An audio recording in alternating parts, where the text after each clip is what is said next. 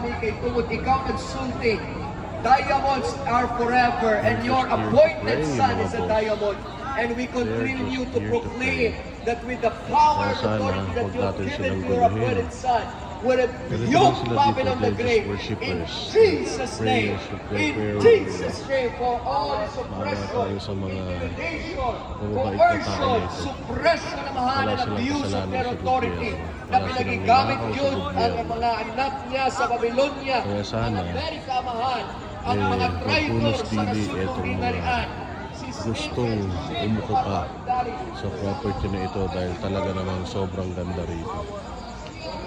Kami na ang nag-iikot sa inyo para malaman nyo dito wala kaming restrictions. All their false accusations sa mahan, kanintanan mga bungka, mga wakta, mga daon na mahan, mga